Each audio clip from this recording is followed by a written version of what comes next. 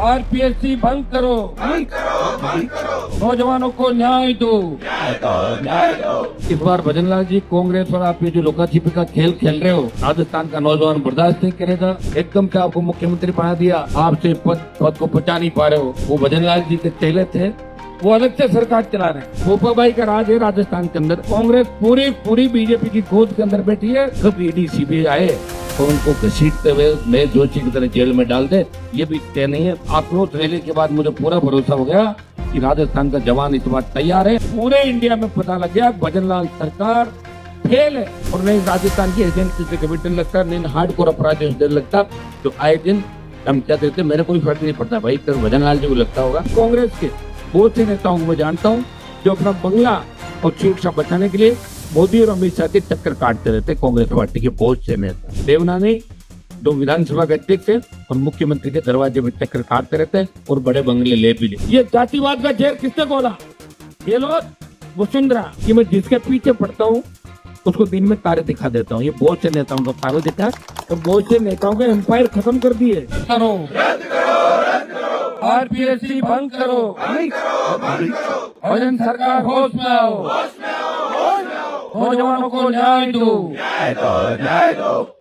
सबसे पहले तो 40 दिन से भी ज्यादा इस आंदोलन को समय शहीद स्मारक पे अनक्स और बड़े संघर्षों में सबसे बड़ा संघर्ष होगा जो पिछले कई वर्षों से अलग अलग पॉलिटिकल पार्टी के नेताओं ने किया।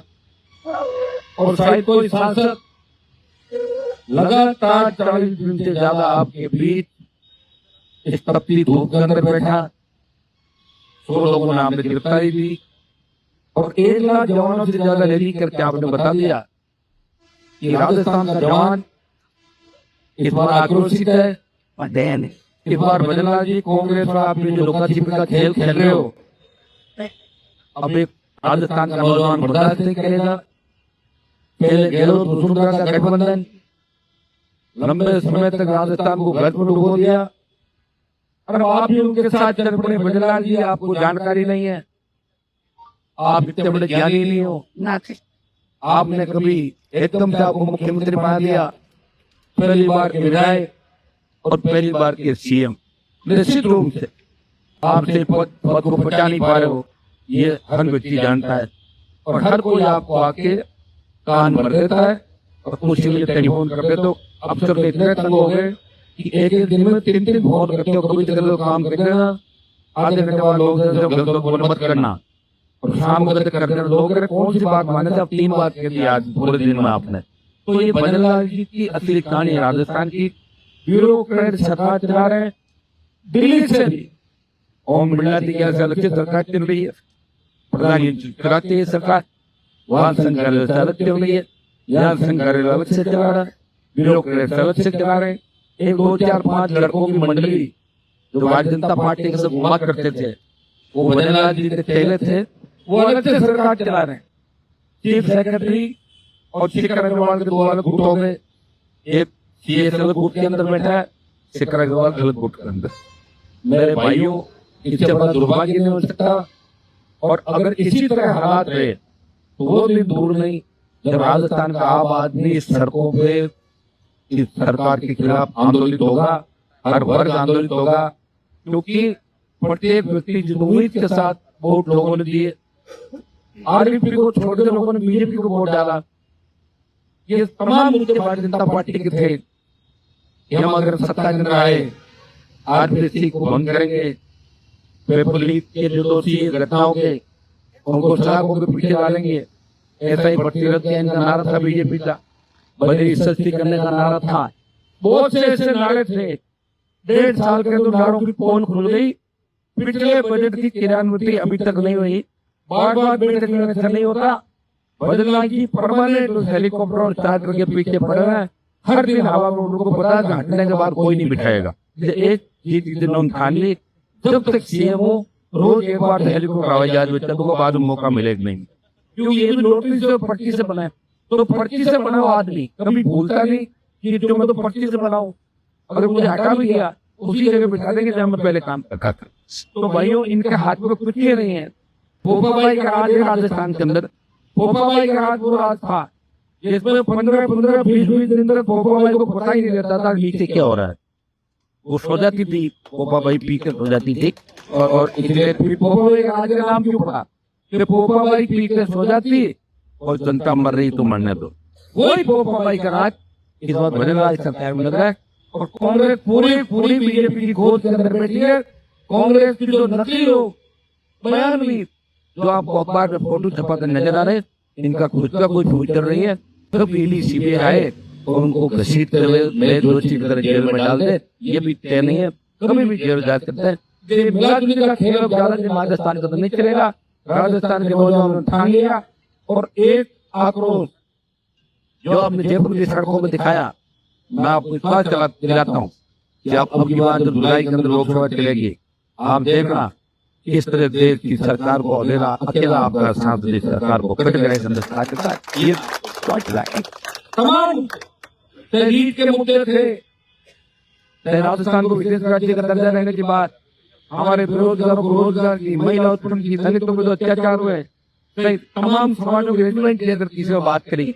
हमने कहा कि हमारे भाई रेजिमेंट बनाओ, गुजर रेजिमेंट बनाओ, तमाम वो जो लड़ने वाली कौम है उनके नाम की रेजिमेंट बनाओ, करना चाहिए। अग्निवीर को समाप्त करो। किसानों के लिए लड़ाई लड़ी, बड़ी लड़ाई लड़ी और सत्ता को ठोकर मार के सड़क पे आ गया। भाइयों, बहुत कम लोग होते हैं जो अपना पूरा जीवन कुर्बान कर देते हैं। और मैंने कोई सत्ता के लिए इस संघर्ष की शुरुआत नहीं करी। मुझे पता था कि राजस्थान में आज से पहले पार्टियां नहीं बनी।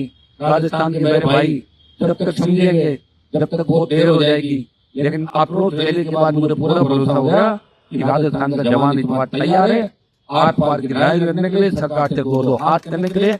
और अगला जो आंदोलन का हमारा पड़ाव होगा, अब आप ये कहोगे कि रोज आप कह रहे हो कि आंदोलन का अगला पड़ाव क्या होगा, टाइम नहीं मिल पा रहा है ना, सब लोग बैठ के तय करेंगे। आंदोलन तो चल ही रहा है, लेकिन अगला पड़ाव किस साइड? 1 जुलाई हाई कोर्ट के अंदर तारीख से उससे पहले हम चाहेंगे कि प्रधानमंत्री राष्ट्रपति से हमारी मुलाकात हो डेलीगेशन की। रेलवे ट्रैक, सांकेतिक हाईवे जाम, या और हम क्या कर सकते हैं? दिल्ली की ओर कूच क्या होगा या दूसरी तरफ हम जाएंगे? तो इस मामले का भी हमें 1-2 दिन के अंदर बैठ के तय करना होगा। मैं भी नहीं चाहता इस तरह 1 महीने हम बैठे निकालें और सरकार सोचे कि भूले होंगे और कोर्ट को उल्टा जवाब दे। हम एक बार सरकार की नींव उड़ाएंगे, दोबारा वचन नींव उड़ गई। उस दिन पूरे देश के अंदर बात की चर्चा चली, ये पूरा देश जानने लग गया कि ऐसा ही भर्ती का क्या मामला। देश में पता नहीं ऐसे भर्ती स्टेट में अलग होती है, लेकिन पूरे देश ने देखा। मैं धन्यवाद दूंगा छोटे भाइयों कि सोशल मीडिया के माध्यम से आपने ट्विटर ट्रेंड 1 नंबर पर कई बार कराया, जब चाहे 1 नंबर करा, जब पूरे इंडिया और पूरे इंडिया में पता लग गया भजन लाल सरकार फेल है। कांग्रेस बीजेपी मिलकर राजस्थान को चला रहे और भजन लाल जी ने जो बात कही कि कांग्रेस के कुछ नेता अंधेरे में इनसे मिलने के लिए आते हैं, वो कांग्रेस के नेताओं के लिए कही जिन्होंने 4 टिकट गलत देके कांग्रेस पार्टी की जमानत जब चुनाव के अंदर कराई थी, वो सीधा उन्होंने आरोप उन पर लगाया था। भाई लड़ने वाले लोग नहीं, लड़ने वाले बहुत कम लोग बचे हैं और लड़ने वाले लोगों को जिंदा आपको रखना होगा, ताकत देनी होगी। अगर आज राजस्थान विधानसभा के अंदर मेरे 1-2 विधायक होते तो मजा आ रहे। विधानसभा इस तरह चलती, दादी नानी के नाम पे तो कम से कम नहीं रोकते हम 10 दिन, ये मैं आपको विश्वास दिलाता हूँ। लेकिन लोकसभा के अंदर मैं हूँ और आप निश्चित रहे मैं एक ही आपके लिए वोट दूं।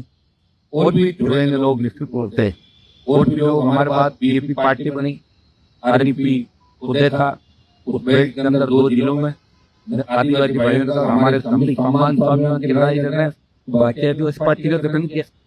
लेकिन बीजेपी कांग्रेस ये चाहते हैं कि आरडीपी बीजेपी ये तमाम छोटी पार्टियां ये मजबूत नहीं हो और समय समय पे हाथ मिला लेंगे। आप पंचायत राज चुनाव आप सबके सामने, एक बार इस आंदोलन में जीत के बाद आपके साथ बैठ कर तय करेंगे।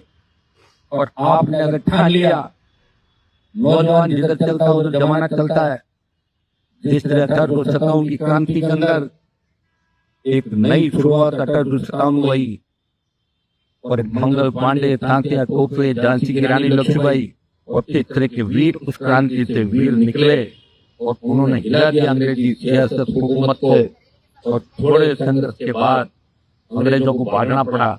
भाइयों, जो आक्रोश आपने जयपुर के अंदर दिखाया था, एक आह्वान पे, एक ट्वीट पे, एक अपील पे, वो तो डोम हमारे छोटे पड़ते, 3 डोम होते तो उससे कुछ नहीं बढ़ जाते।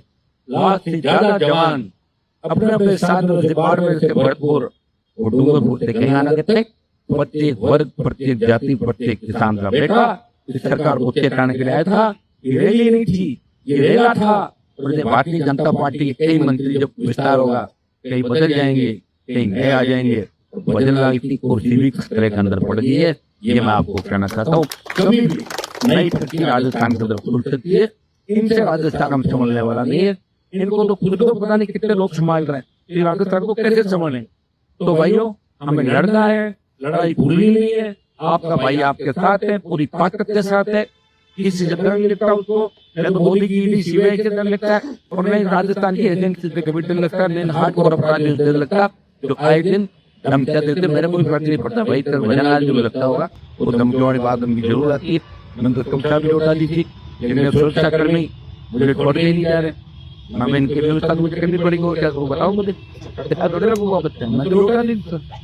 ले जाओ अपना आदमी, मुझे नहीं किए, लेकिन ये भी किसान के बैठे हैं, ये चलेंगे, हम तो सुरक्षा करेंगे। आप हम जा ही नहीं सकते। सरकार कह रही है हनुमान जी घर के बाहर खड़े रहो, घर के बाहर तो मैं कैसे रखूंगा इन बच्चों को, घर के बाहर तो मेरे को बच्चे भी नहीं है। और हमने कोई ये नहीं कहा कि मैं सुरक्षा दो, हमने तो लिख के नहीं दिया वजराज जी मुझे सुरक्षा की आवश्यकता है।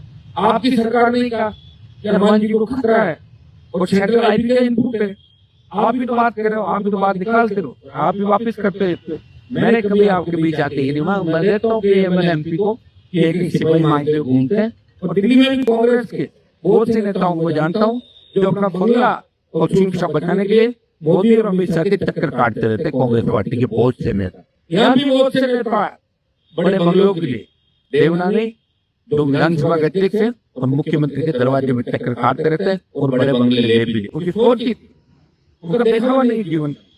हम तो स्थितियों के अंदर पड़े बोले भाई, हम तो यहाँ आके वापिस थे, लोग नीचे से ऊपर आए। और मैं तो जब यहाँ वही था, मेरा यूनिवर्सिटी का प्रेसिडेंट था, तो मैं वापिस गया कि नागौर को जगाऊंगा, जोधपुर को जगाऊंगा, बाड़मेर को जगाऊंगा, और इन ठग नेता जो भी है इन ठगों को घर बिठाऊंगा, और नए किसान के बेटे नए नेता तैयार करके राजस्थान के अंदर कब्जा करेंगे।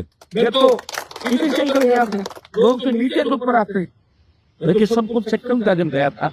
आपको सारी बातें पता है, आप सारी बातें जानते भी हो। और मैं वही काम करता हूँ जो आम आदमी, गरीब आदमी के दिल के अंदर बात होती है, वो मैं फटाक से मामला उठा लेता हूँ। आप कहते नहीं हो, ये मेरी ड्यूटी है, ये मेरा कर्तव्य है कि मेरे भाई क्या चाहते हैं, मेरे लोग क्या चाहते हैं, राजस्थान का आम आवाम क्या चाहता है, वही काम मैं करता हूँ। प्रत्येक वर्ग के लिए लड़ता हूँ, प्रत्येक चीज यूनियन वाला है, इससे फिर और हमारे जो ये वो क्या लोग जो कौन वाले वो लोग आए, उससे पहले बेरोजगारों को बहुत से सेंटर आए। मैं सबको सनी समाज का कार्यक्रम भी था, या जो भी आएगा, जिस कौम पे भी अत्याचार होगा, अन्याय होगा, अगर मुझे पुकारेगा तो निश्चित रूप से उनके साथ खड़ा, और नहीं बुलाएंगे और अन्याय हुआ तो भी मैं उनके साथ खड़ा हूँ। रोज मेरा सोशल मीडिया पर हैंडल आते थे, प्रयास करता हूँ कि देश के अंदर मेरी वजह से प्रत्येक व्यक्ति को फायदा मिले। मैं ताकत बनूं आप लोगों की, गरीब शोषित पीड़ित तबके की आवाज बन के, और आपकी आवाज में उठाता रहूं, आवाज बन के आपको न्याय दिलाता रहूं। मैं प्रयास ही कर सकता हूँ, मैं अकेला हूँ, प्रयास कर सकता हूँ। प्रयास करते करते ही तो आप लोग लाखों की तादाद में मेरे साथ हो गए। कुछ गलतियां हमारी विधानसभा चुनाव के अंदर हुई, अगर मैं भी किसी एक पार्टी से लड़ाई कर लेता तो निश्चित रूप से वो पार्टी सत्ता के अंदर आती, तो 30 सीट थी कांग्रेस पार्टी से लड़ाई हो जाता मेरा। लेकिन मैंने कहा था कि मैं दोनों से लड़ाई नहीं करूंगा। ये क्या चुनाव से पहले बात कि मैंने कांग्रेस से करूंगा ना बीजेपी से, एक रह गया, लेकिन मेरी बात से नहीं हटा। प्राण जाए वचन ना जाए, और मैंने आपको हमें कि आपके लिए लड़ता रहूंगा, तो कितना ही बड़ा पौधा है मेरे सामने उसको ठोकर मार दूंगा। जिस दिन सत्ता पूरी आपके हाथ में आ जाए उस दिन हो सकता है आपको कह दूंगा अब सत्ता में बैठ जाओ, आप लोग अब सम्मान लो, अब अपने को नहीं छोड़ना। लेकिन जब तक हमें लगेगा कि हमें सम्मान नहीं मिल रहा है, ये 3 नंबर 4 नंबर 2 नंबर की लड़ाई न तो हमने लड़ी और न हम ये लड़ाई लड़ रहे। हमारे बहुत से नेता बेचारे कहते रहते हैं कि आपका नंबर 3 है, सही नंबर क्या उनका देखा हुआ नहीं है। उनकी सोच इतनी, कोई ट्रक का ड्राइवर था तो बस का कंडक्टर था तो वैसी बात करेगा। वो कहाँ से यूनिटी प्रेसिडेंट वाली बात है कि आपने नंबर 2 ही की, बेचारा अनपढ़ लोग हैं, उनका क्या होगा। लेकिन मैं आपको विश्वास दिलाता हूँ कि हमने नंबर 1 की बात की कि 1 नंबर पे कब्जा हमारा बात, और 1 नंबर पे कब्जा हो जाए, हम तो 20 मीटर आसपास बैठ जाए 1 नंबर के, तो भी आपको सड़कों पे इस तरह नहीं बैठना पड़े। ऐसे निर्णय करेगी जिससे आने वाला फ्यूचर आप कहते हैं राजस्थान का सम्मान उठाना चाहते हैं, जो राजस्थान का सम्मान 30-40 साल पहले था। बच्चे बाहर से बेटे पढ़ने के लिए अजमेर, जयपुर, तो तमाम जो हमारे यूनिवर्सिटी कॉलेज, गर्ल्स के, बॉयज के, वहाँ बच्चे आते थे, बच्चे आती थी। लेकिन आज राजस्थान के हिमाचल में जो कलंक लगा है अपराध का, भ्रष्टाचार का, महिला उत्पीड़न का, हमारे बच्चे सुरक्षित नहीं, बेटे सुरक्षित नहीं, स्कूल के अंदर बच्चे आईसीयू सुरक्षित नहीं, एम्बुलेंस नहीं, आपका पुलिस थानों के अंदर दुष्कर्म हो रहे राजस्थान के अंदर। ये कौन लेकर आया? ये जातिवाद का जहर किसने बोला? ये लोग वसुंधरा जी, मैं जाट की बहू हूँ, राजपूत की बेटी हूँ, गुजर की तमदड़ो, मेड़ो की क्या बहन बताइए, बुआ क्या बताएंगे, और आगे बता देगा ना मनोज। हाँ, बुआ हूँ, यादों की सुतल के बताया क्या, मैं धर्म बहन हूँ, खाना ये, मैं बंजार हूँ, मैं बार हूँ, जो भी उससे बताया। लेकिन कई वैसे कोई जाति छोड़ी नहीं, और गलती से अगर छोड़ दी बताते कि जाके पुत्र हो, मन देख कर फायदा। तो भाई ये हालात राजस्थान में पड़े और जातीय गुट हावी हो गए। पार्टी कार्यालयों में जातीय संगठनों के नेताओं को पेट लगने लगे, ये फला महासभा का अध्यक्ष, इसका कमरा बीजेपी ऑफिस, ये कांग्रेस ऑफिस में, तो जाति पड़ गया पूरा राजस्थान। मेरे को लोग जातिवादी नेता कहते हैं, क्या मेरे घर पे कोई बोर्ड लगा के जाति कहते क्या? मैं तो सब सुनता हूँ, जो भी आता फोन में लो बात करते हैं, कहीं भी ले जाओ पकड़ के चलो। अभी ये मामले तो चल रहा है आरपीएससी के, मेरे तो कोई रिश्तेदारी कोई एसटी है नहीं, मेरे को डीवाईएसपी नहीं, मैं मुझे बढ़ाना है, मैं तो आपके लिए लड़ रहा हूँ, मेरे छोटे भाइयों के लिए लड़ रहा हूँ, मैं आपकी बात दिलाता हूँ। मेरी एक आदत है कि मैं जिसके पीछे पड़ता हूँ उसको दिन में तारे दिखा देता हूँ। ये बहुत से नेताओं को पागल दिखा, तो बहुत से नेताओं ने एम्पायर खत्म कर दिए। जो पहले टैबलेट नहीं लेते थे, 8-8 10 गोली खा रहे इस टाइम, तो मैंने कर दिया उनका इलाज। और बहुत से जो अपना आपको हवा में यूज चलते देखते थे, सारे एक दिन में नहीं होता, उसके लिए तो 70 फिर आपको कहने की जरूरत नहीं है, 48 घंटे के लिए भाग जाएंगे बड़ी प्रोपोर्शन छोड़ के राजस्थान में। उसके लिए तो गवर्नमेंट चाहिए मेरे भाई, या तो 10 विधायक भी बाहर ले जाते तो मजा आ गया, बजट आई विधानसभा नहीं चली देते, वही खड़े रहते जेल से। लेकिन एमएलए नहीं आए, तो मैं एमपी में जीत गया। आपकी आवाज तो बढ़ के बोल रहा हूँ दिल्ली के अंदर, मोदी ने हमेशा जानते हैं मेहमान जो बात कहेगा उसमें दम नहीं है, गलत बात नहीं कहेगा, कहीं सच्चाई है, कहीं की बात है, मैं लड़ रहा हूँ अकेला आपके लिए, और आगे भी मैं ऐसा रहूंगा। थोड़ा लेट हो जाता आवाज लड़ने में, कोशिश करूंगा जल्दी में आऊँ, आप ही जल्दी, सब लोग जल्दी आओ। कोई बड़ी बीतते बारिश के अंदर भी आपने यहाँ देखा, तीसरी बार मानवी प्रसाद के अंदर यहाँ आए, गर्मी कम हो गई, इंद्र भगवान भी खुश हो गए, यार रुकना है नहीं, तो गर्मी कम करो, गर्मी कम हुई। लेकिन आपके अंदर जो ज्वाला है उस हिसाब से आप दिखाइए, इस बार आप बदलाव के मूड के अंदर हो, और इस बार राजस्थान देश को बता देगा कि राजस्थान के लोग भी तीसरा मोर्चा खड़ा कर सकते हैं, तो तीसरी ताकत खड़ी कर सकते हैं। तो हमारे छोटे भाई हरियाणा और पंजाब के अंदर 4-5 पार्टियां शासन कर सकती है, तो राजस्थान में क्यों नहीं कर सकती? ये राजस्थान का जवान इस बारे क्यों का जवाब देगा। और देश के अंदर जो लोग बोल रहे हैं कि राजस्थान तो कांग्रेस और बीजेपी राज बनाती है, उनके मुंह पे ताले लग जाएंगे। भाइयों, जिस तरह किसान आंदोलन का नेतृत्व पंजाब ने किया, उस तरह अग्निवीर के खिलाफ आंदोलन का नेतृत्व राजस्थान करेगा। आपके भाई ने शुरुआत की है, और आप सब साथ मिलकर हम दिल्ली को कूच करेंगे, बड़ी रैलियां करेंगे, और अग्निवीर को समाप्त करके सेना के सम्मान को लौटाएंगे और राजस्थान के सम्मान को लौटाएंगे। बहुत बहुत आपको धन्यवाद। जय